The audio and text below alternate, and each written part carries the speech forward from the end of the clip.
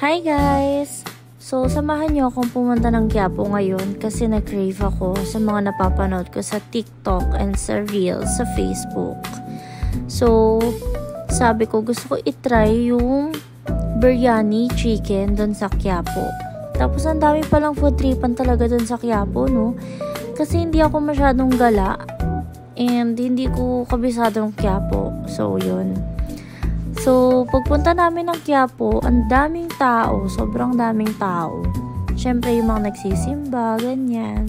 So, pinin namin yung biryani chicken. Yung pala, sa Carriedo siya. Pero hindi naman pala siya sa Carriedo. So, naglakad kami papunta sa church. Tapos, tinanong-tanong namin kung saan po dito yung biryani chicken, ganyan-ganyan. Sabi nila, yung matabang nagtitinda, yung Indiano, ganyan. Sabi ko, po, basta ganyan. Umupo na lang ako kasi hindi ko naman sure kung mataba siya, diba?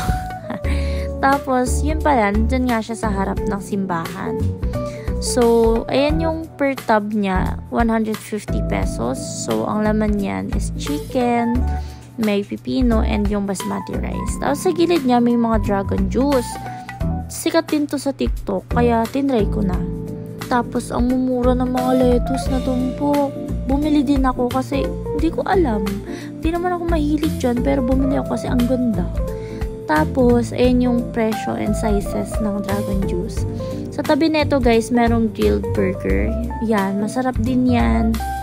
Tapos, may siomay na malalaki. So, ito yung laman ng biryani chicken. Yan. Masarap siya for me kasi first time ko lang siya natikman. Hindi ako mahilig. Pero nagustuhan ko siya. Ang ending, umaga yan ang ending nung hapon, pumunta pa kami sa isang biryani store, Biryani King. So, kumain kami ulit ng biryani.